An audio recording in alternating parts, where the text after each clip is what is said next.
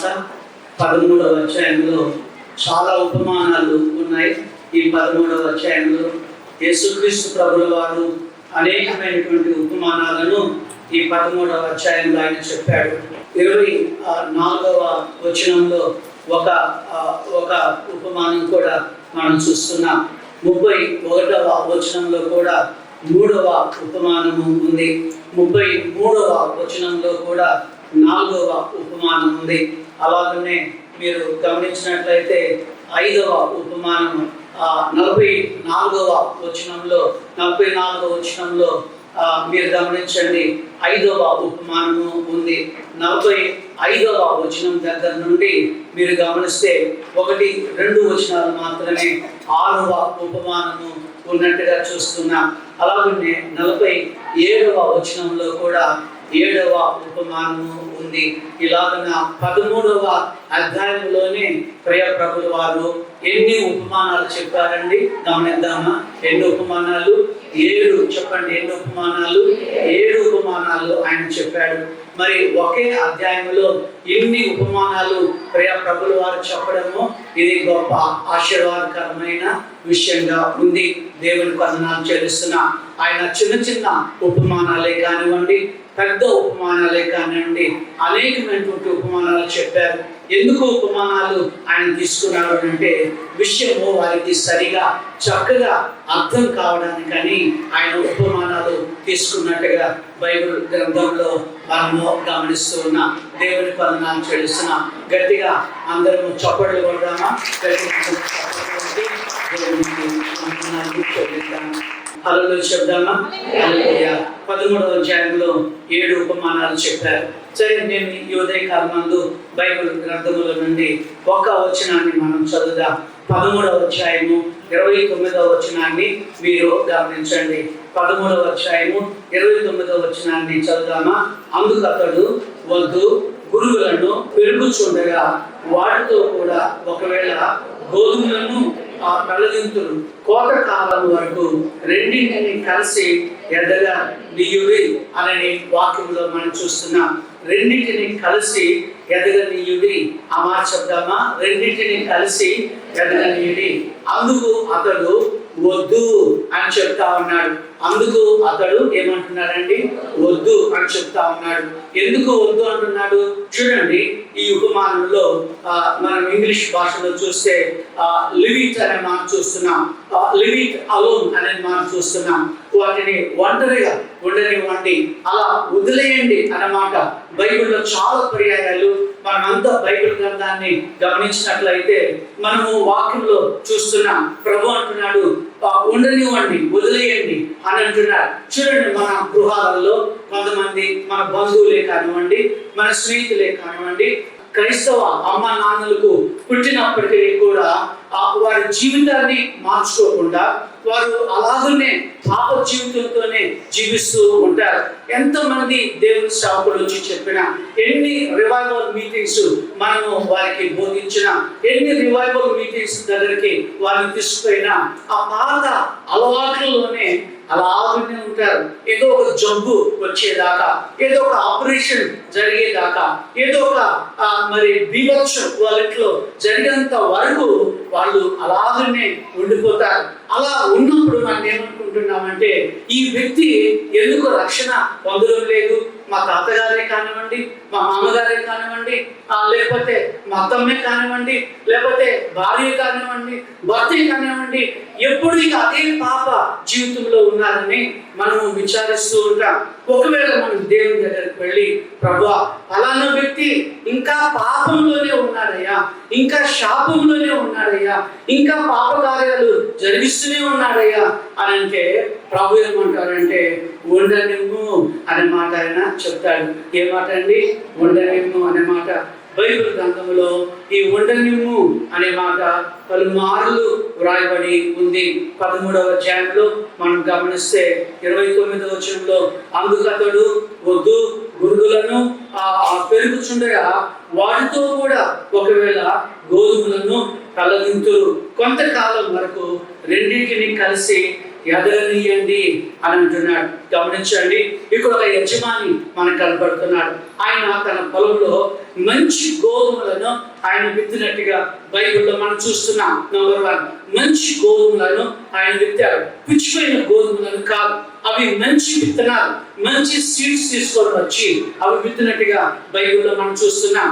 పని వాళ్ళు నిద్రపోతుండగా, యజమాని నిద్రపోతుండగా ఎవరో వచ్చి ఆ గోధుమల పంటలో, ఆ మంచి గోధుమల పంటలో మీరు గమనించండి, గురుగులను కూడా వారు విత్తిపోయినట్లుగా బైబిల్లో మనం చూస్తున్నాం.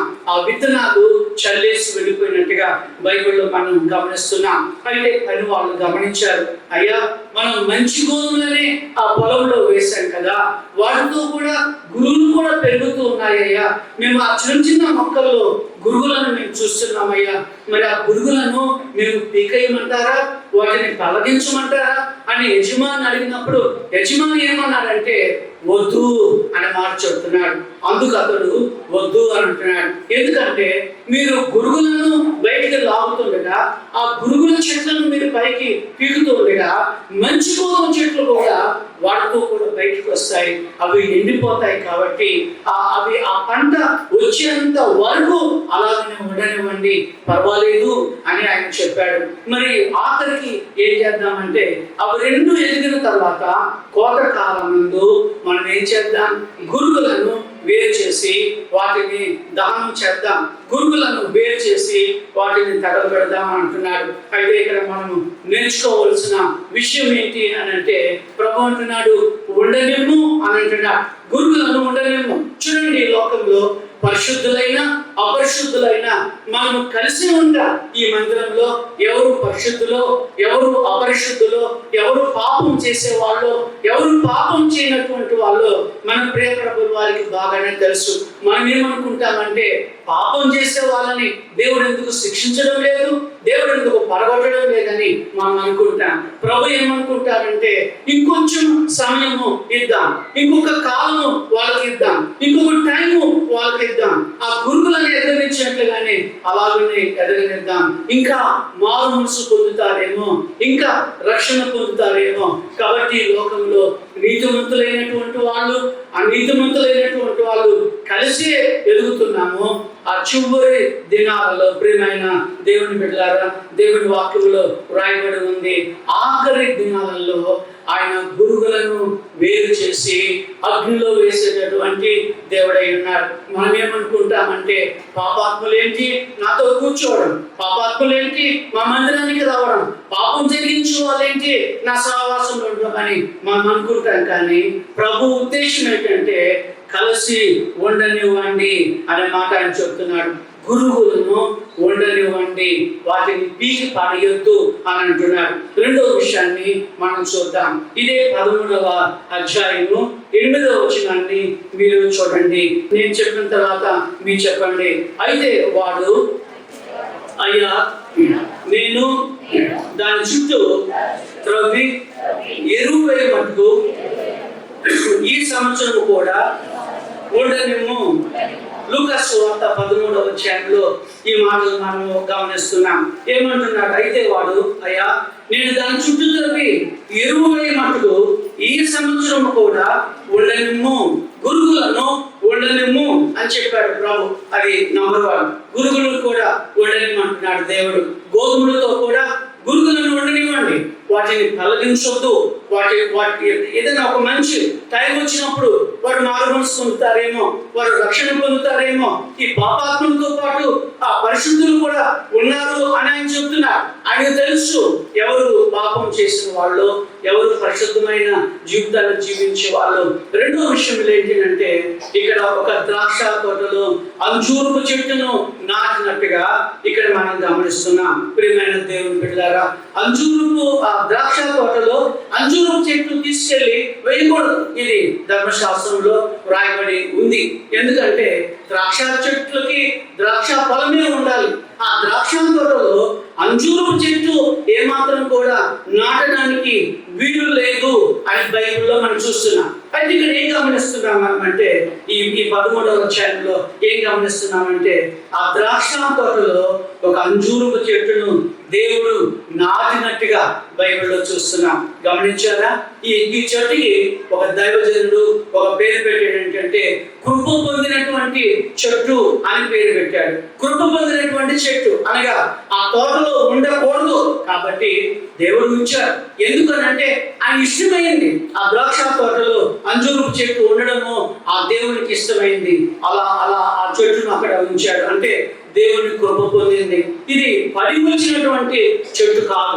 చాలా చెట్లు ఆ పడి మొలుస్తూ ఉంటాయి. వాటిని మనం ఖాతరు చేయం, వాటిని మనము అంగీకరించాం. మనము కొనుక్కొని మనము వేసినటువంటి చెట్లు ఏవైతే ఉన్నాయో వాటి మీదనే మనకు శ్రద్ధ ఉంటుంది. కానీ దేవుడు ఆ చెట్టును నాటినట్టుగా బైబిల్లో చూస్తున్నాం. అయితే ఫలములు లేవు అని ప్రభు జ్ఞాపకం చేస్తా ఉన్నాడు. అంత మాత్రమే కాకుండా యజమాని వచ్చి, ప్రభువా ఈ చెట్టును నేను పీకేయాలా, ఈ చెట్టును నేను పలగించాలా అని ప్రభు అంటున్నాడు. ఉండనిమ్ము అనే మాట ఆయన చెప్తా ఉన్నాడు. ఏ మాట అండి? ఉండనిమ్ము, లివ్ ఇట్ అలోన్ అనే మాట ఆయన చెప్తున్నారు. ఉండనివ్వండి, ఒంటరిగా ఉండనివ్వండి, అప్పుడే మీరు దాన్ని పెరికి వేయదు అని చెప్తా ఉన్నాడు. మరి దేవుడు ఆ చెట్టును ప్రేమించాడు. ప్రేమించి ఇంకొక సంవత్సరం ఉండేలాగా ఆయన చేశాడు. నేను ఎరువేస్తానయ్యా, నేను తవ్వుతానయ్యా, దాని చుట్టూరా నీళ్లు కూడా నేను పెడతానయ్యా, ఒక్క సంవత్సరము ఉండనిమ్మనంటే యజమాని ఏం చేశాడు? అలాగనే ఒక సంవత్సరం ఉండడానికి కృప చూపించాడు. కనుక దేవుని వాక్యములో వ్రాయబడింది, ఈ సంవత్సరము కూడా ఉండనిమ్ము, గురువులను ఉండనిమ్ము, ఈ సంవత్సరం కూడా ఉండనిమ్ము అని ఆయన జ్ఞాపకం చేస్తున్నాడు. దేవుని ఉద్దేశం ఏంటంటే 2026లో రక్షింపబడకపోయినా 2027లో అయినా రక్షింపబడతారు. ఉండనిద్దామని ఆయన కోరుకుంటూ ఉన్నారు. కనుక ప్రియమైన దేవుని బిడ్డలారా, సమయము ఉన్నప్పుడే మనము ప్రభువు వారిని సొంత రక్షకుడిగా మనం అంగీకరించి బాప్సులు తీసుకొని యేసు ప్రభులో ఉండి బలను సమీపిస్తే అది మనకు గొప్ప ఆశీర్వాదం అని ప్రభు నామపేట ప్రత్యేకంగా మనం చేస్తా ఉన్నాను. చాలా మంది వచ్చే సంవత్సరం అనుకుంటారు, చాలా మంది మళ్ళీ వచ్చే సంవత్సరం అనుకుంటారు. ఇంకొంతమంది ఏమనుకుంటారంటే ఏదో కొన్ని పుట్టినరోజులు, లేకపోతే ఏదో ఎస్ఎస్సి పాస్ అయిన తర్వాతను, ఇంటర్మీడియట్ పాస్ అయిన తర్వాతను రక్షణ పొందాలని అనుకుంటారు. కానీ టైం ఉన్నప్పుడే, ప్రభు ద్వారా మనకి సమయం ఇచ్చినప్పుడే మనం రక్షింపబడితే అది మనకు గొప్ప ఆశీర్వాదం అని ప్రభు నామపేట మనం చేస్తున్నాను. ఇంకా ఒక సంవత్సరం అనగా 365 దినాలు, 51-52 వారాలు దానికి సమయాన్ని దేవుడు ఇచ్చాడు.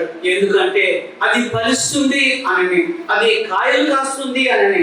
ఎందుకంటే దాన్ని ప్రభు ప్రేమిస్తున్నాడు కనుక, ఫలాలు లేకపోయినా సరే దానికి ఎరువు వేస్తున్నాడు కనుక, దానికి నీళ్లు పెడుతున్నాడు కనుక, దానికోసమని ఒక యజమానిని, ఒక తోటమాలిని ఉంచినాడు గనుక ఒక సంవత్సరము ఉండనిద్దాం. ఏదైనా మార్పు జరుగుతుందేమో, ఏదైనా చేంజ్ వస్తుందేమోనని ఆయన ఎదురు చూస్తూ ఉన్నాడు.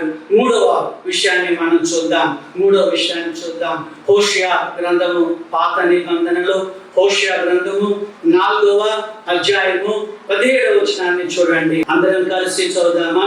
ఎఫ్రాయిము విగ్రహములతో కలుసుకొను, వానిని అలాగుండే ఉండనిమ్ము. ఆ చివరి మాట చెప్దామండి. ఏమంటున్నాడు దేవుడు? ఉండనిమ్ము. మళ్ళీ చెప్దామండి, ఉండనిమ్ము. గురువులను ఉండనిమ్ము, ఈ సంవత్సరం కూడా ఉండనిమ్ము. 2 విషయాలు మనం గమనించాం. మూడవది, ఎఫ్రాయిము గురించి హోషేయ గ్రంథంలో చాలా సంగతులు వ్రాయబడి ఉంది. ప్రవక్తల పుస్తకాలలో హోషేయ గ్రంథాన్ని మీరు చూడండి. ఎవరు ఈ ఎఫ్రాయిము అనంటే మనందరూ తెలుసు కదా. యోసేపు ఆయన ఐగుప్తు దేశంలో ఉన్నప్పుడు అసేనత రామును పెళ్లి చేసుకున్నాడు. ఒక ఐగుప్తురాలిని ఆయన పెళ్లి చేసుకున్నాడు. అసేనందుకు యోసేపు పుట్టినటువంటి కుమారుడు ఎఫ్రాయిము చిన్నవాడే. కానీ యాకోబు ఏం చేశాడు? ఎఫ్రాయిమును పెద్ద చేశాడు. ఎఫ్రాయిము జ్యేష్ఠుడని చెప్పాడు. ఎఫ్రాయిముకు నా వాటా నేను ఇస్తున్నాను, నా పాలు భాగంలో ఆయనకు పాలు ఉంది అని చెప్పి ఎఫ్రాయిము చిన్నవాడైనప్పటికీ కూడా పెద్దవాడిగా చేశాడు. యెహోవా దేవుడు కూడా ఎఫ్రాయిమును ప్రేమించాడు. ఎఫ్రాయిమును ప్రేమించి ఇర్మియా 31:9 మీరు చూడండి. ఇర్మియా 31:9 ఎఫ్రాయిము నా జ్యేష్ఠ కుమారుడు అని చెప్తా ఉన్నాడు. నాతో కలిసి మాట చెప్పండి. ఎఫ్రాయిము నా జ్యేష్ఠ కుమారుడు. ఎఫ్రాయిము నా జ్యేష్ఠ కుమారుడు.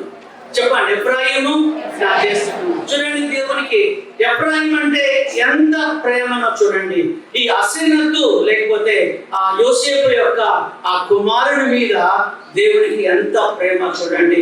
ఇంకో మాట కూడా చెప్పాడు, ఎఫ్రాయిము నా ప్రియమైన కుమారుడా అని దేవుడు పిలిచాడు. ఎఫ్రాయిమా నా ప్రియమైన కుమారుడా, ఎఫ్రాయిము నా జ్యేష్ఠ కుమారుడు. అంటే చిన్నవాడే కానీ పెద్దవాడుగా ఆయన చేయబడినట్టుగా బైబిల్లో మనం చూస్తున్నాం. యాకోబు యొక్క మనవడు ఎఫ్రాయిము. ఈ ఎఫ్రాయిమును దేవుడు ఎంత ప్రేమించాడో, ఎఫ్రాయిమును యాకోబు ఎంత ప్రేమించాడో, పెద్దవాడి మీద కుడి చేయి పెట్టాలి, చిన్నవాడి మీద ఎడమ చేయి పెట్టాలి. కానీ ఎఫ్రాయిం మీద ఎడమ చేయి పెట్టాలి, కానీ ఎఫ్రాయిం మీద కుడి చేయి పెట్టాడు. యోసేపుకి అది ఇష్టం లేదు, కానీ నాకు తెలుసు నేను ఎవరి మీద ఏ చేయి పెట్టాలో, ఎవరిని నేను ఆశీర్వదించాలో అది ఆయన యాకోబు ఆత్మ ద్వారా గమనించి ఎఫ్రాయిమును దీవించాడు. అయితే ఎఫ్రాయిము కొన్ని పాపములు ఆయన జరిగించాడు. చూడండి, బైబిల్లో ఒకటి మనం చూస్తే 4:17 మీరు గమనించండి. 4:17 ఎఫ్రాయిము విగ్రహములతో కలిసి కొనను, వానిని అలాగునే ఉండనిమ్మో. ఎవరితో కలుసుకున్నారటండి? ఎఫ్రాయిము బొమ్మలతో కలిసిపోయాడు. ప్రియమైన దేవుని బిడ్డలారా, మనందరూ కూడా ఆయన జ్యేష్ఠ కుమారులు ఎఫ్రాయిము లాగానే ఆయన ప్రియమైనటువంటి కుమారులను కుమార్తెలను. కానీ కొన్ని పర్యాయాలు మనం ఏం చేస్తున్నామంటే బొమ్మలతో కలిసిపోతున్నా, ఎఫ్రాయిము లాగా విగ్రహాలతో కలిసిపోతున్నా. ఎఫ్రాయిం కంటూ ఒక బొమ్మను ఆయన చేసుకున్నాడు. ఆ బొమ్మను ఆయన ఇంట్లో పెట్టుకున్నాడు. ఆ బొమ్మను ఆయన ఎంత మాత్రం కూడా మర్చిపోవడం లేదు. మాకు ఒక చర్చిలో మేము సేవ జరిగించే రోజులలో ఒక బ్రదర్ బాగా మందిరానికి వచ్చేవాడు, పరిచర్య చేసేవాడు, చాలా భక్తిగా ఉండేవాడు. శుక్రవారం ప్రార్థనకు వచ్చేవాడు, శనివారం ఉపవాసం ఉండేవాడు. దేవుని మందిరంలో చాలా ఘనమైన సేవ జరిగిస్తుండేవాడు. కానీ ఆయన భార్య అన్యురాలు. ఆమె మారు మనసు కోరుకని ఈయన ఎప్పుడూ ప్రార్థన చేస్తూ ఉండేవాడు. మమ్మల్ని కూడా ప్రార్థన చేయమన్నాడు. బ్రదర్ సిస్టర్ కొరకు ప్రార్థన చేయండి. ఆమె కొరకు మేము చాలా దినాలు ప్రార్థన చేశాం. ఒక దినాన మేము అడగా ప్రార్థన చేయగా భర్త కూడా బ్రతిమాడుకున్నాడు. ఆమె మారు మనసు పొందింది. ఆమె మారు మనసు పొందిన కొన్ని దినాలకు మరి కొంచెం అనారోగ్యం వచ్చింది. ఆమె చనిపోయినప్పుడు క్రైస్తవ సమాధినే మేము పెట్టడం జరిగింది. అయిన తర్వాత ఒక 2-3 నెలలు ఆకంటూ ఇంట్లో ఒక అల్మారా ఉంది, ఒక బీరువా ఉంది. ఆ బీరువా ఆ భర్త వెతుకుతూ ఉన్నప్పుడు ఆ వస్తువులన్నీ పరిశీలన చేస్తున్నప్పుడు ఆ చీరల లోపల భాగంలో ఒక బొమ్మ ఆయనకు కనిపించింది. ఆ బొమ్మకు బొట్లు పెట్టి ఉన్నాయి, ఆ బొమ్మకు కుంకుమ పెట్టి ఉంది, ఆ బొమ్మకు దగ్గర పసుపు కూడా వేయబడి ఉంది. దాని ద్వారా ఆయన ఏం గమనించాడంటే ఈమె మారు మనసు పొందింది, కానీ ఈమె బాప్సం పొందింది, కానీ ఎవరితో సంబంధం ఉందండి? బొమ్మతో ఆమెకు సంబంధం ఉంది. గమనించారా? కొన్ని పర్యాయాలు మనం కూడా పైకి ఆ దేవాలయానికి వస్తున్నా, పైకి మనం బల్ల సమీపిస్తున్నా, పైకి బాహ్యంగా మనం బాగానే ఉన్నా, లోపల ఏదో ఒక విగ్రహం, ఏదో ఒక బొమ్మ మనలో ఉంటుంది. అది ఒకవేళ మత్తు పదార్థాలు స్వీకరించడం కానివ్వండి, లేకపోతే తరచూ చేసినటువంటి పాపమే కానివ్వండి, ఏదైనా ఒక విగ్రహం మన దగ్గర ఉండిపోతా ఉంది. దానికి ప్రియమైన బిడ్డలారా, ఆ విగ్రహాన్ని తొలగించుకోమని దేవుడు చెప్తున్నాడు. ఒకటి, ఎఫ్రాయిము విగ్రహములతో కలిసిపోయేనని హోషియా 4:14 మనం గమనిస్తున్నాం. ఇంకొక విషయం ఏంటి అంటే ఎఫ్రాయిము విగ్రహాలతో కలిసిపోయాడు. రెండవది 7వ అధ్యాయము 8వ వచనం చూడండి. 7వ అధ్యాయము 8వ వచనం ఎఫ్రాయిము ఏమని రాయబడిందని మీ బైబిల్లో? అన్ని జనులతో కలిసిపోయాను అని గమనిస్తున్నాం. అన్ని జనులతో కలిసిపోయాడు. వారి పండుగలను ఆచరిస్తా ఉన్నారు. కనుక ప్రియమైన దేవుని బిడ్డలారా, మనం కూడా చాలా పర్యాయాలు అన్యులైన స్నేహితులు మనకుంటారు. వారికి ఆ అన్య పండుగలప్పుడు వాటితో మనం ఏకీభవించి ఏం చేస్తూ ఉంటాం, వారికి మనం విషెస్ చెప్తా ఉంటాం కదా. అలా విషెస్ చెప్పడంలో ఉద్దేశం ఏంటి అని అంటే వాళ్ళతో మనం కలిసిపోయామనే ఉద్దేశం వస్తుంది కదా. క్రైస్తవ బిడ్డలకి కొన్ని పండుగలు మాత్రమే దేవుడు ఇచ్చాడు. ఒకటి క్రిస్మస్, రెండవది గుడ్ ఫ్రైడే, మూడవది ఈస్టర్, వచ్చే ఆదివారం మనం మట్ల ఆదివారం ధరించబోతున్నాం. ఇలాంటి పండుగలు దేవుడు మనకి ఇచ్చాడు. కానీ ఎఫ్రాయిము ఒకటి విగ్రహాలతో కలిసిపోయాడు, రెండవది ఎఫ్రాయిము అన్ని జనులతో కలిసిపోయాడు. అన్ని జనులు డిన్నర్కి రమ్మంటే ఆయన వెళుతున్నాడు, అన్ని జనులు పండుగ చేసుకుందాం రమ్మంటే ఆయన ఎఫ్రాయిము ఆ పండుగలకు వెళ్తా ఉన్నారు. దేవుని పిల్లలమైన మనం కూడాను వాటన్నిటికీ కూడా దూరంగా ఉంటే మంచిది అని చెప్తా ఉన్నాడు. మూడవ విషయం ఏంటంటే, మూడవ తప్పిదం ఎఫ్రాయిము. మొదటి తప్పిదం ఆయన విగ్రహాలతో కలిసిపోయాడు. రెండవది ఎఫ్రాయిము అన్ని జనులతో ఆయన కలిసిపోయాడు. మూడవది 7వ అధ్యాయం 8వ వచనం ఈ భాగంలోనే ఇప్పుడు మనం చదువుకున్న భాగం పక్కలోనే ఉంది. ఎఫ్రాయిము ఎవరు త్రిప్పివేయని అబ్బము వంటి వాడు ఆయను అని బైబిల్లో చూస్తున్నాం. ఎఫ్రాయిము ఎవరు తిప్పివేయని అబ్బం వంటి వాడు అని అంటే, ఒక పెనం మీద అమ్మ వాళ్ళు రొట్టెలు కాల్స్తూ ఉన్నప్పుడు దాన్ని అప్పుడప్పుడు తిప్పుతూ ఉంటారు. ఎందుకంటే ఒకవైపున అది కాలితే నల్లగైపోతుంది, మారిపోతుంది, దాన్ని మనం తినం. కానీ ఎఫ్రాయిము ఒక్క ప్రక్క మాత్రమే ఆయన మారినట్టుగా కనబడుతున్నాడు. రెండో వైపున బాగానే ఉంది. అనగా దీని గురించి మనం ఏం నేర్చుకుంటున్నామంటే, ఒకవైపు భక్తి, ఒకవైపు మారిన స్థితి అని బైబిల్లో చూస్తున్నాం. మరి మారిపోయినటువంటి కేకలాగా ఉన్నారని ఇంగ్లీష్లో వ్రాయబడి ఉంది. కనుక ప్రియమైన దేవుని బిడ్డలారా, ఎండిన స్థితి, మారిపోయినటువంటి స్థితి, నల్లగా అయినటువంటి స్థితి ఎఫ్రాయిమును దేవుడు ఎంత ప్రేమించాడో మనందరికీ తెలుసు. దేవుడైన యెహోవా ఆయన నా జ్యేష్ఠ కుమారుడు అన్నాడు, ఆయన నా ప్రియమైన కుమారుడు అని అన్నాడు. యిర్మీయా గ్రంథంలో అశ్వీనతుకు జన్మించినటువంటి ఆయన రెండవ సంతానం, ఐగుప్తు దేశంలో జన్మించినటువంటి సంతానమై ఉన్నాడు. అంత మాత్రమే కాదు, యాకోబుకి ఆయన మనవడిగా ఉంటున్నాడు. ఇన్ని ఆధిక్యతలను ఆయన ఉంచుకొని ఆయన బొమ్మలతో ఆయన కలిసిపోయాడు. అంత మాత్రమే కాదు, విగ్రహాలతో కలిసిపోవడమే కాదు, అన్ని జనులతోటి ఆయన తిరుగుతున్నాడు. ఆ పండుగలను వాళ్ళు ఆచరించుకుంటున్నారు. ఎఫ్రాయిము ఎవరు తిప్పివేయని అప్పము వంటి వాడు, రొట్టె వంటి వాడు అయ్యాడని బైబిల్లో మనం చూస్తున్నాం. 4వ విషయాన్ని చూద్దామా. 4వ విషయం 7వ అధ్యాయము 11వ వచనంలో రాయబడి ఉంది. నా తర్వాత మీరు కూడా చెప్పండి. 7వ అధ్యాయం 11వ వచనం. ఎఫ్రాయిము చెప్పండి. ఎఫ్రాయిము బుద్ధి లేని పిరికి గుండె గల గువ్వయాయను. గమనించారా ప్రియమైన బిడ్డలారా? ఎఫ్రాయిము బుద్ధి లేని పిరికి గుండె కలిగినటువంటి వాడయ్యాడు. ఆ గువ్వ లాంటి వాడయ్యాడు. గువ్వకు పిరికి గుండె ఉంటుంది. గువ్వ వెంటనే అదిరిపోతుంది, గువ్వ వెంటనే బెదిరిపోతుంది. ఆ గువ్వకున్నటువంటి గుండె, ఆ బలహీనమైనటువంటి గుండె, భయపడేటటువంటి గుండె ఎఫ్రాయిముకు ఉంది. ఎన్ని ఆధిక్యతలు దేవుడు అనుగ్రహించినా ఆ భయపడేటటువంటి గుండె ఉంది. ఎందుకు అని అంటే, విగ్రహాలతో కలిసిపోయాడు, అన్ని జనులతో కలిసిపోయాడు. అంత మాత్రమే కాదు, ఎవరు తిప్పిపోయి అప్పము వంటి వాడైనట్టుగా బైబిల్లో మనం గమనిస్తున్నాం. ఇవన్నీ కూడాను తప్పిదములు ఎఫ్రాయిము జరిగించాడు. హోషేయ భక్తులు ఇవన్నీ కూడా దేవుని ప్రవచనంగా ఎఫ్రాయిముతో ఆయన మాట్లాడాడు. ఇంకొక 5వ విషయం చూడండి, 7:16లో మీరు చూడండి. ఎఫ్రాయిము అక్కడకు రాని విల్లు వలె ఉన్నాడు అని బైబిల్లో చూస్తున్నాం. అక్కడికి రాని విల్లు మనందరికీ తెలుసు కదా. ఒక పక్షిని చంపడానికి, ఒక జంతువులను చంపడానికి మనం విల్లు ఉపయోగిస్తాం, బాణం ఉపయోగిస్తాం. ఏదైనా ఒక మంచి విల్లు ఉంటే ఆ విల్లుకాడు ఎన్నిటినైనా వేటాడగలుగుతాడు.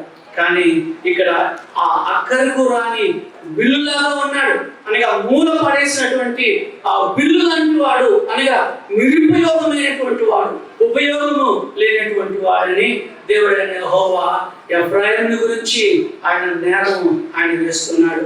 అంత మాత్రమే కాకుండా 6వ విషయం చూడండి, ఎఫ్రాయిము పాపమునకు ఆధారముకు బలిపీఠములను ఎన్నెన్నో నిర్మించుకున్నాడు అంటున్నాడు. పాపమునకు ఆధారముకు బలిపీఠాలు, ఆ బలిపీఠాల దగ్గర ఉంచుకొని ఆయన పాపం జరిగిస్తున్నారని బైబిల్లో మనం చూస్తున్నాం. 6 విధాలైనటువంటి పాపములను ఎఫ్రాయిము జరిగించాడు. ఇప్పుడు దేవుడు ఏమంటున్నాడంటే, ఎఫ్రాయిము విగ్రహంతో కలుసుకున్న వారిని అలాగునే ఉండనిమ్ము. ఏమంటున్నాడంటే దేవుడు, ఉండనిమ్ము. హల్లెలూయా చెప్దామా? గట్టిగా చెప్దామా? గట్టిగా చప్పట్లు కొడదామా? విగ్రహంతో కలిసిపోయిన వాడిగా ఉంటే ప్రభు చూచి చూచి చూచి చూచి అలాగనే ఉండనిమ్మని అంటారు. నువ్వు బొమ్మలకు మొక్కేవాడిగా ఉంటే ప్రభు చూచి చూచి చూచి అలాగనే ఉండనిమ్ము అని అంటాడు. ఒకవేళ నువ్వు మాడిపోయినటువంటి వాడిగా ఉంటే ప్రభు చూచి చూచి అనేక నీళ్ళు ఓపిక బట్టి అలాగనే ఉండనిమ్ము అని ఆయన అంటారు. కనుక ప్రియమైన బిడ్డలారా, అలాగనే ఉండనిమ్మని దేవుని చేత విడనాడబడినటువంటి వారంగా మనం ఉండొద్దు అని మనం నేర్చుకుంటున్నాం. గుడ్ ఫ్రైడే, ఈస్టర్ వస్తుంది. ఆ దినాలలో చాలా మంది రక్షింపబడి యేసు ప్రభుల వారిని సొంత రక్షకుడిగా అంగీకరించి బాప్తిసం తీసుకుంటారు.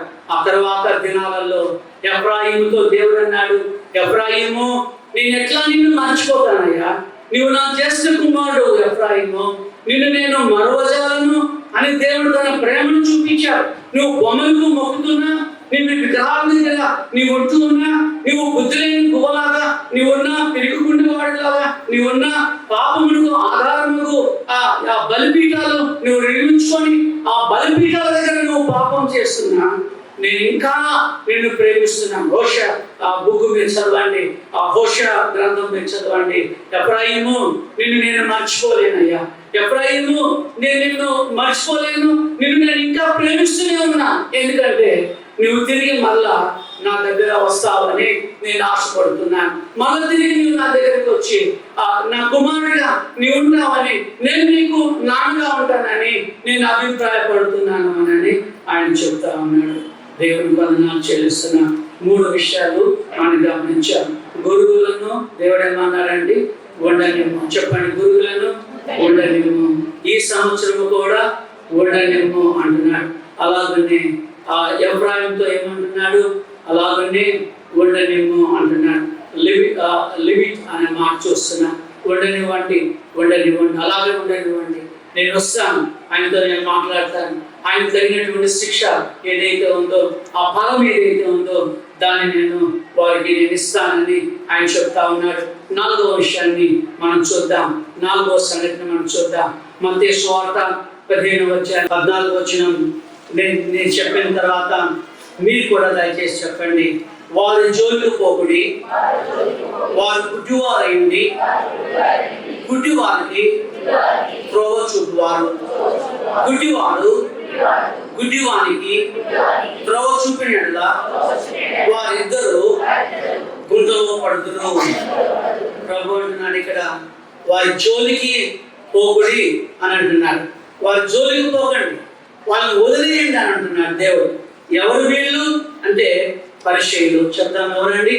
పరిచయులు. మనం చెప్తాను, ఎవరు వీళ్ళు? పరిచయులు. శిష్యులు వచ్చి, ప్రభువా పరిచయులు నీ గురించి అభ్యంతరం పడుతున్నారు, ప్రభువా నిన్ను అవహేళన చేస్తున్నారు.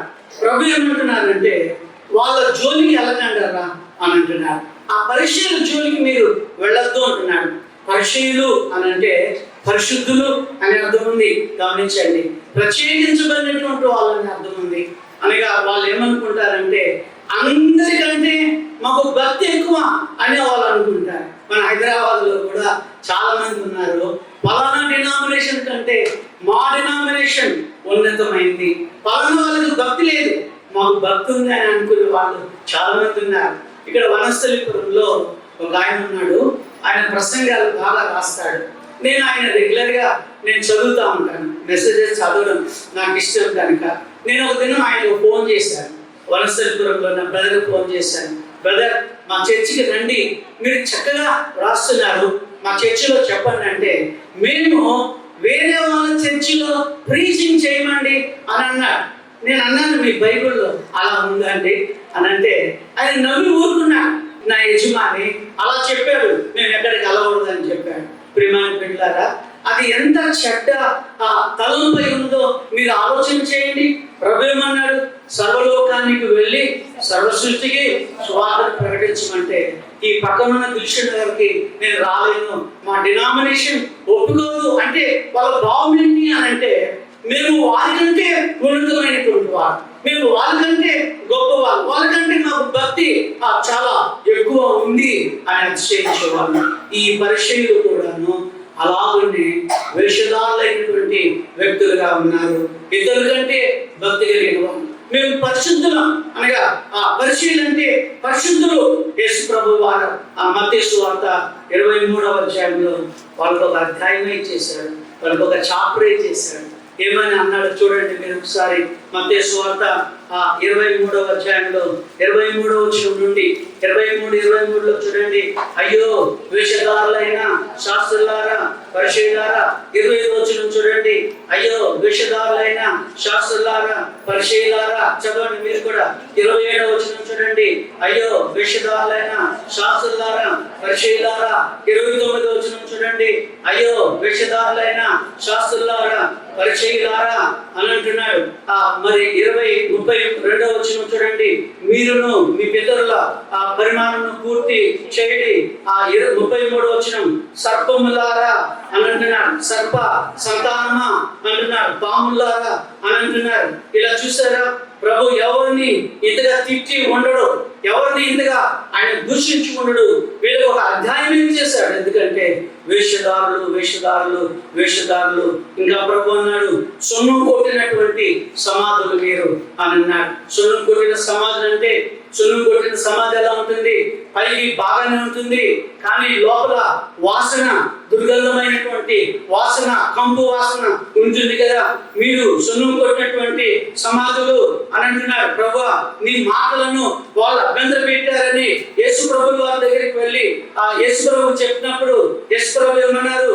వాళ్ళని వదిలేయండి, వాళ్ళ జోలికి మీరు వాళ్ళొద్దు, వాళ్ళతో మీరు మాట్లాడొద్దు, వాళ్ళతో మీరు ఏకీభవించ అవసరము లేదు అని ఆయన చెబుతున్నాడు. పరిశీలన జోలికి పోవద్దు అంటున్నారు. ఇంకో మాట ఏమంటున్నాడంటే మత్తయి 15లో ఆయన ఏమంటున్నాడంటే, వారు నా తండ్రి నాటిన మొక్కలు కాదు అని అంటున్నాడు. నా తండ్రి ఆ మొక్కలు వేయలేదు, నా తండ్రి ఆ గింజలు వేయలేదు. పరిశీలన గింజ మా నాన్న విత్తినటువంటి విత్తనము కాదు, మా నాన్న చెట్లు కాదు అవి, నేను వాటికి నీళ్లు పోయడం లేదు అంటున్నాడు. నా తండ్రి నాటినటువంటి మొక్కలు కావు, వారు పెళ్ళగింపబడతారు అని అంటున్నాడు. వాళ్ళు ఏదో ఒక దినాన నేను పీకి పారేస్తాను అని అంటున్నాడు. చెడ్డ బోధకులు, వాళ్ళు గుడ్డి వాళ్ళై ఉండి గుడ్డి వాళ్ళకి ప్రాణం చూపించే వాళ్ళుగా ఉన్నారు. గుడ్డోడికి దారి చూపిస్తే వాళ్ళు వెళ్ళి గుంటలో పడతారు కదా అని యేసు ప్రభువు వారే అంటున్నారు. వారు చెడ్డ బోధకులు, వారు చెడ్డ మొక్కలు, వారు చెడ్డ మార్గదర్శకులు అని అంటున్నారు. వీరు ధర్మశాస్త్రాన్ని బాగా పాటిస్తారు. శనివారం వచ్చిందంటే ఉపవాసము, శుక్రవారం వచ్చిందంటే ఫాస్టింగ్ ఉంటారు, మరి అందరికీ కనపరుచుకుంటారు. మేము ఉపవాసం ఉన్నాం. వారంలో 2 సార్లు దశమ భాగం ఇస్తారు. దేవుని మందిరానికి వెళ్తారు, దేవుని మందిరానికి పోవడం మానరు, టయానికి వెళ్ళిపోతారు. ఇవన్నీ బాధ్యంగా ఉన్నాయి, బాగానే ఉన్నాయి, కానీ లోపల దుర్గంధమైనటువంటి వాసన, లోపల చెడ్డ తలంపులు, లోపల ప్రియమైన బిడ్డలారా మరి దుర్గంధమైనటువంటి స్మెల్ వస్తుందని ఆయన చెప్తా ఉన్నాడు. మత్తయి సువార్త 16వ అధ్యాయం 6వ వచనంలో వీళ్ళని ప్రభు అన్నాడు, పులిసిన పిండి అని అంటున్నాడు. ఏమన్నాడండి? పులిసిన పిండి. మత్తయి 16:6లో మీరు చూడండి, పులిపిండి అని అంటున్నాడు. పులిపిండి ఏం చేస్తుంది? అది కొంచెమే మనము పులవడానికి వేస్తే అది ముద్దంతటిని పులుపు చేస్తుంది కదా. పాలల్లో కొంచెము అమ్మవాళ్ళు మీకు తెలుసు కదా, కొంచెం పెరుగు వేస్తే ఆ పాలన్నీ కూడాను ఏమవుతాయి? పెరిగిపోతాయి కదా, పులిసినట్టుగా చేస్తాయి కదా. వీళ్ళు పులిపిండి లాంటి వాళ్ళు చెడింది కాక ఇతరులను చేర్పేటటువంటి వారు. సున్ను కొట్టినటువంటి సమాధానాన్ని ప్రభువే స్వయంగా చెప్పినట్టుగా బైబిల్లో మనం చూస్తున్నాం. హల్లెలూయా చెప్దామా? 5వ మాట చెప్పి నేను ఈ వాక్య భాగాన్ని ముగిస్తాను. ప్రకటన గ్రంథం 22వ అధ్యాయము 11వ వచనాన్ని చూడండి. ఆఖరిగా ఈ మాట చూసి మనం ముగిద్దాం. చదువుదామా? అందరం చదువుదాం. బైబిల్ ఉన్న వాళ్ళందరూ దయచేసి నాతో కలిసి చదవండి. 22 వచ్చేమన్నానండి. 11 ప్రారంభిద్దామా? అన్యాయం చేయవాడు ఇంకనూ అన్యాయం చేయను, అపవిత్రుడైన వాడు ఇంకనూ అపవిత్రుడుగానే ఉండలేము, నీతిమంతుడు ఇంకనూ నీతిమంతుడుగానే ఉండలేము, పరిశుద్ధుడు ఇంకనూ పరిశుద్ధుడుగానే ఉండలేము. ఇదిగో త్వరగా వస్తున్నాను, వాని క్రియల చొప్పున ప్రతి వానికి ఇచ్చుటకు నేను సిద్ధపరచిన జీతము నా యొద్ద ఉన్నది. ప్రకటన చెప్దామా? 22:11వ వచనం. హల్లెలూయా చెప్దామా? దేవుడు ఆది కాలం నుండి అబ్రహాముతో కబురు పెట్టాడు, ఇస్సాకుతో కబురు పెట్టాడు, ప్రవక్తలతో కబురు పెట్టాడు, పెద్ద ప్రవక్తలతో కబురు పెట్టాడు, చిన్న ప్రవక్తలతో కబురు పెట్టాడు, సమూయేలుతో కబురు పెట్టాడు. మార్మన్స్ పొందంటారా, రక్షణ పొందండి, బాప్సం పొందండి, ఆ దేవుని పిల్లగా ఉండండి అని ఆయన ఎన్ని మార్లు ఎంత మందితోటి 66 పుస్తకాలలో ఆయన చెప్పుకుంటానే వచ్చాడు. ఈ 66వ పుస్తకము ఆఖరి పుస్తకము, బైబిల్లో లాస్ట్ బుక్ ఇది ప్రకటన గ్రంథం. ఈ ప్రకటన గ్రంథంలో ఆఖరి అధ్యాయాలు 22వ అధ్యాయము ఆఖరి అధ్యాయము. ఈ ఆఖరి అధ్యాయంలో ఆఖరి పలుకులు, దేవుని పలుకులు ఏమంటున్నాడంటే, అన్యాయం చేయవాడు ఇంకను అన్యాయమే చేయనము, అపవిత్రుడైన వాడు ఇంకను అపవిత్రుడుగానే ఉండనేము, నీతిమంతుడు ఇంకను నీతిమంతుడుగానే ఉండనేము, పరిశుద్ధుడు ఇంకను పరిశుద్ధుడుగానే ఉండనేము. ఇదిగో త్వరగా వస్తున్నాను, వాని క్రియల చొప్పున ప్రతి వానికి ఇచ్చుటకు నేను సిద్ధపరిచిన జీతము నా దగ్గర ఉంది. తాగుతున్నాడు ప్రభు అంటే ఉండనిమ్మ అంటే అంటాడు. ప్రభు భక్తి లేని వాడిగా ఉన్నాడంటే ఉండనిమ్ము అని ప్రభు అంటున్నాడు. నేను వస్తాను, భక్తిహీనుడికి నా దగ్గర ఒక జీతం ఉంది. ప్రభు నీతిమంతుడిగా ఉన్నాడంటే ఉండనివ్వండి. అలాగనే ఆ నీతిమంతుడికి ఒక సాలరీ నా దగ్గర ఉంది. నేను ఆ నీతిమంతుడికి ఒక మంచి జీతం ఇస్తాను. ఒక మంచి అమ్మ ఉంది, ఉండనివ్వండి. మంచి అమ్మగానే ఉండనివ్వండి. నేను అమ్మకు నేను జీతం ఇస్తాను. యథార్థంగా పనిచేసుకునే పరిచారకులు ఉన్నారు ప్రభు, ఉండనివ్వండి. నేను వచ్చి వాళ్ళకి నేను జీతం ఇస్తాను. అపవిత్రుడుగా ఉండేవాడు అపవిత్రుడుగానే ఉండనివ్వండి. పాపం చేసేవాడు ఇంకా పాపం చేసేవాడిగా ఉండనివ్వండి. నేను తొందరగా వస్తున్నాను అని ఆయన ఆఖరి మాటలు ఆయన చెప్తా ఉన్నాడు. జీతము నా దగ్గర ఉంది అని అంటున్నాడు. ఏ జీతము? పరిశుద్ధులకు పరిశుద్ధమైనటువంటి జీతం, అపరిశుద్ధులకు నేరం అనే జీతం. అపరిశుద్ధులకు ప్రియమైన దేవుని బిడ్డలారా, శిక్ష అనేటటువంటి ఆ శిక్ష అనేటటువంటి బిరుదు నేను వాళ్ళకి ఇస్తాను, శిక్ష నేను విధిస్తాను అని ఆయన అంటున్నాడు. గమనించారా ఎంత కఠినమైన మాటలు? ఉండనిమ్ము ఉండనిమ్ము ఉండనిమ్ము చెప్దాం. ఏమంటున్నాడు దేవుడు? ఉండనిమ్ము, అన్నిటిలో ఉండనిమ్ము, గురుగులను ఉండనిమ్ము, ఈ సంవత్సరం కూడా ఉండనిమ్ము. అలాగనే ఎఫ్రాయిమును ఉండని, విగ్రహాలతో కలిసిపోయాడు, ఉండని. అన్యాయం చేసేవాడు ఇంకా అన్యాయస్తుడిగానే ఉండనివ్వండి. లంచాలు పుచ్చుకుంటున్నావా? ఆ లంచాలు పుచ్చుకునేవాడిగానే ఉండు.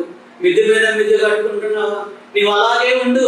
నీకు ఏ జీతం ఇవ్వాలో నా దగ్గర ఉంది. నీవు అన్యాయంగా ఆఫీసులో నీవు జీవిస్తున్నావు కదా, నీవు అలాగే ఉండు. నేను ఏది ఇవ్వాలో నేను అది నీకు ఇస్తాను. అబద్ధికుడిగా ఉన్నావా? అబద్ధికుడిగానే నీవు ఉండు, పర్వాలేదు. నేను నీకు ఏమి ఇవ్వాలో అది ఇస్తానని అంటున్నాడు. ఒక మాట చెప్పి ముగిస్తాను. రోమాపత్రిక మీరు గమనించండి. రోమాపత్రికలో మీరు చూడండి, చాలా మంచి వచనం ఇది. అందరము జ్ఞాపకం ఉంచుకోవలసినటువంటి వచనంగా ఉంది. రోమాపత్రిక 1వ అధ్యాయాన్ని మీరు కలిసి ఉంచండి. ఏమంటున్నారు? 28వ వచనం. మరియు వారు మనస్సులో దేవునికి చోటిగా నొల్లకపోయేది కనుక చేయువారాని కార్యములు చేయుటకు దేవుడు భ్రష్ట మనస్సుకు వారిని అప్పగించాను. ఇక్కడ చూడండి, మరియు వారు తమ మనస్సులో, గమనించండి 1:28, వారి మనస్సులో దేవునికి చోటు ఇవ్వనందువలన, దేవునికి ప్లేస్ ఇవ్వనందువలన, అమ్మా అయ్యా నేను నీకు మనం చేస్తున్నాను, నీ హృదయంలో దేవునికి చోటు ఇవ్వకపోతే, ఆ మాట ప్రభు అంటున్నాడు, చోటు ఇవ్వనందువలన నొలనందున చేయరాని కార్యములు చేయుటకు దేవుడు భ్రష్ట మనసుకు వారిని అప్పగించాడు. చేయరాని పనులు చేయడానికి దేవుడే వదిలిపెట్టేశాడంట. చూడండి, దెబ్బలు ఆడుకుంటాం అన్నారు. ఒకడేమో బలవంతుడు, ఒకడేమో బలహీనుడు. ఈ బలహీనుడిని మనం పట్టుకుంటాం, అరే దెబ్బలాడదు. అవతల బలవంతుడేమో రానివ్వండి అంటాడు. మనం నలుగురు కలిసి ఏమనుకుంటాం, పాపం వీడు బలహీనుడు, దెబ్బలు తింటాడు, గట్టిగా పట్టుకుంటాం కదండి. ఇలా గట్టిగా మనం పట్టుకున్నప్పుడు మనకు విసుకొస్తుంది, పట్టుకొని వదిలేసినప్పుడు ఏమవుతుంది, అవతల బలవంతుడు కనుక బాగా కుమ్మేసి వెళ్ళిపోతారు కదండి. ఎంతసేపు పట్టుకుంటాం ఏంటి? చూడండి, దేవునికి మనం స్థానం ఇవ్వలేదు, దేవునికి మన హృదయంలో, మన గుండెలో తావు ఇవ్వలేదు. కాబట్టి దేవుడు ఏం చేశాడంటే, ఇక్కడ చూడండి, మీరు ఇంటికి వెళ్ళాకైనా మీరు అండర్లైన్ చేసుకొని నంబర్లు వేసుకోండి, 21 పాపాలకు దేవుడు వాడిని అప్పగించాడు. ఎన్ని పాపాలండి? 21. ఒక్క పాపం అయితేనే భరించలేదు, 2 పాపాలు అయితేనే భరించలేదు, 21 పాపాలకి వాళ్ళను దేవుడు అప్పగించాడు. చూడండి, ఏమేమి చెప్పి ముగిస్తానని. సమస్తమైన దుర్నీతి, 29 చూడండి, సమస్తమైన దుర్నీతి, తర్వాత దుష్టత్వం చేతను, లోభము చేతను, ఈర్ష్య చేతను నిండుకొని మత్సరము, నరదాక్ష, కలహము, కపటము, వైరము, ఆ తర్వాత కొండిగాండ్రు, అపవాదులు, దేవదోషకులు, హింసకులు, అహంకారులు, ఇంకా బిక్కములాడేవాళ్ళు, చెడ్డవాటిని కల్పించేవారు, తల్లిదండ్రులకు అవిధేయులైనటువంటి వారు, అవివేకులు, మాట తప్పువారు, అనురాగరహితులు, నిర్దయులైనటువంటి వాళ్ళు. నా బైబిల్లో నేను నంబర్లు ఇస్తున్నాను. 21 పాపాలకి దేవుడు అప్పగిస్తాడు. ఒక్క పని నువ్వు చేయకపోతే 21 పాపాలకు దేవుడు మనల్ని అప్పగిస్తాడని బైబిల్లో మనం చూస్తున్నాం. కనుక ప్రియమైన బిడ్డలారా, ఈ దినమే ప్రభుకి మన స్థానాన్ని ఇద్దాం. ఈరోజే ప్రభుల వారిని హృదయంలో చేర్చుకుందాం. మనందరికీ తెలుసు కదా, ఎవరైనా నేరం చేసి ఉరికంపం ఎక్కబోయే ముందు ఆ నేరస్తుడు ప్రెసిడెంట్కి ఒక అప్పీల్ చేసుకుంటాడు. ప్రెసిడెంట్ గారికి అప్పీల్ చేసుకుంటారు, అయ్యా నేను నేరం చేశాను, నాకు శిక్ష ఖరారైంది, రేపో ఎల్లుండో నేను ఉరికంపాన్ని ఎక్కబోతున్నాను, నన్ను క్షమించండి, నేను తప్పు చేశాను, నన్ను మన్నించండి అని అప్పీల్ చేసుకుంటారు. అలాగే ఒక నేరస్తుడు తప్పు చేశాడు, ఉరి శిక్ష ఖరారైపోయింది. ఖరారైపోయిన తర్వాత ఆయన ఒక అప్పీల్ పెట్టుకున్నారు, ప్రెసిడెంట్ గారికి ఒక అప్పీల్ పెట్టుకున్నాడు. ఆ అబ్బాయిని గురించి మంచి విషయాలే ఆయన విన్నాడు. అబ్బాయి మంచివాడే, ఏదో బై మిస్టేక్ అలా చేశాడు, తప్పిదం చేశాడు, పాపం చేశాడు. చాలా మంది ఆ పిల్లవాని గురించి, ఆ నేరస్తుని గురించి ప్రెసిడెంట్ కూడా చాలా మంది అప్పీల్ చేశారు. మంచివాడే, ఎందుకు ఇలా చేశారు? ఒక దినాన ఒక వ్యక్తి ఆ జైల్లో ఉన్నటువంటి ఆ ఖైదీ దగ్గరికి వెళ్ళారు. బాబు నువ్వు తప్పు చేశావా? అవును తప్పు చేశాను అని అన్నాడు. నీతో నేను మాట్లాడడానికి వచ్చాను అని అంటే ఆ ఖైదీలో ఉన్నటువంటి నేరస్తులు ఏమన్నారంటే, నీలాంటి వాళ్ళు చాలా మంది నా దగ్గర వచ్చారు, ఇలాగనే తలబట్టలు వేసుకుని వస్తున్నారు, రక్షణ గురించి చెప్తున్నారు, మారుమనసు గురించి చెప్తున్నారు, బాక్సుల గురించి చెప్తున్నారు, ఇక నువ్వు ఎందుకు వచ్చావో నాకు అర్థమవుతుంది, నువ్వు వెళ్ళిపో, నేను వినను అని అన్నారు. బాబు ఒక నిమిషం వినురా తమ్ముడు విను, ఆ బాబు విను అని అన్నాడు. వచ్చినటువంటి వ్యక్తి, నేను వినను, మీరు మారుమనసు గురించి చెప్తారు, మీరు క్రైస్తవులు, మీరు రక్షణ గురించి చెప్తారు, మీరు స్వర్గం గురించి చెప్తారు, పరలోకం గురించి చెప్తారు, నేను వినను అన్న. ఫైనల్ గా మరొకసారి వచ్చిన పెద్ద మనిషి ఆ ఖైదీని అడిగాడు, ఒక్కసారి నేను మాట్లాడతాను, నాకు టైం ఇవ్వమన్నాడు. టైం ఇవ్వను అని అన్నాడు. షోలు మూసుకున్నాడు. ఆ పెద్ద మనిషి వెళ్ళిపోయాడు. ఆ పెద్ద మనిషి వెళ్ళిపోయిన తర్వాత జైలర్ గారు వచ్చారు. నేరస్తుని దగ్గర జైలర్ గారు వచ్చి, ఆ ప్రెసిడెంట్ గారు వచ్చారు, నీతో ఏం మాట్లాడాడు? ఆయన రావడం అరుదు, నీ దగ్గరికి వచ్చాడంటే, అయ్యో ఆయన ప్రెసిడెంటా? నాకు తెలియదు, నేను ఎవరో సువార్థికుడు అనుకున్నాను, నేను ఎవరో బోధకుడు అనుకున్నాను, అయ్యా ఒక్కసారి నా దగ్గర రమ్మని అంటే ఆయన రాలేదు. ఎందుకు చెప్తున్నానంటే, ఆ నేరస్తునికి శిక్ష ఖరారైంది, ఊరికంబానికి ఎక్కాడు. తప్పు చేసినందువలన ఊరికంబం మీదకు ఆయన వదలేదు, కానీ మాట వినందు వలన, చెవిలో మాట పడనందు వలన,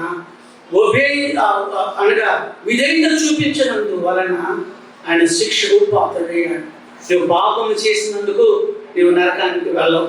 నువ్వు తప్పు చేసినందుకు నువ్వు నరకంలోనికి దేవుడు నిన్ను పంపించడు, దేవుడు నీకు శిక్ష విధించడు. నీవు ఒక పని చేయలేదు, ఏంటంటే నీ మనసులో ఆయనకి ఏమి ఇవ్వలేదండి, స్థానం ఇవ్వలేదు అని ఆయన అంటున్నాడు. స్థానం ఇవ్వండి, 21 పాపాల నుండి మీరు విముక్తి పొందుతారు. ప్రార్థన చేసుకున్నారు. మాటలో జాగ్రత్తగా ఉండండి. ఆయనకు స్థానం ఇస్తే 21 పాపాల నుండి నిన్ను విమోచించే గొప్ప దేవుడు అయి ఉన్నాడు. ఆలోచన చేయండి. కళ్ళు మూసుకోండి, అటు ఇటు చూడద్దు. తలలు ఉంచండి, ముసుగు వేసుకునండి, ప్రార్థన చేసుకుందాం. ప్రభువా, నేను నా హృదయాన్ని నీకు ఇస్తున్నా, నా మనసులో నీకు చోటిస్తున్నానయ్యా. రోమా 1 అధ్యాయంలో మీరు చెప్పిన ఆ 21 తప్పిదాలు నాకు రాకుండా చేయమని ప్రార్థన చేసుకున్నాను. ప్రియమైన దేవుని పెట్టాలి. ఈ ఉదయకాల ఆరాధనలో ఉండనిమ్మో అని దేవుడు చెప్తా ఉన్నాడు.